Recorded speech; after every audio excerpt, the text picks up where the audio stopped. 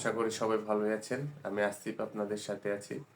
আজকে আমি আপনাদের সাথে যে উপাদানটি নিয়ে কথা বলবো সেটি আমাদের দৈনন্দিন সুস্থতার জন্য খুবই গুরুত্বপূর্ণ একটি উপাদান। সেটি হচ্ছে ম্যাগনেসিয়াম।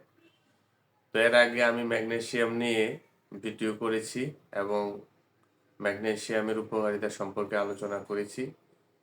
তো ম্যাগনেসিয়াম হচ্ছে আমাদের দৈনন্দিন সুস্থ সবল জীবনযাপন করার জন্য খুবই গুরুত্বপূর্ণ একটি উপাদান।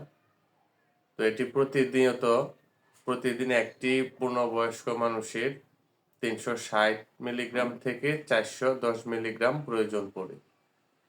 ম্যাগনেসিয়াম আমাদের স্নায়ু এবং পেশির কার্যক্ষমতা বজায় রাখতে সাহায্য করে, হার্টের স্বাস্থ্য বজায় রাখতে সাহায্য করে, তারপরে হচ্ছে আমাদের রক্তচাপ নিয়ন্ত্রণে রাখতে সাহায্য করে, আরও অনেক শারীরিক সুস্থতায় এর কার্যকারিতা ব্যাপক। তো আমরা কোন কোন খাবার থেকে ম্যাগনেসিয়াম পাবো? তো ম্যাগনেসিয়াম জাতীয় খাদ্যর মধ্যে আছে দুগ্ধ জাতীয় খাবার বা দুধ থেকে আমরা ম্যাগনেসিয়াম পেতে পারি।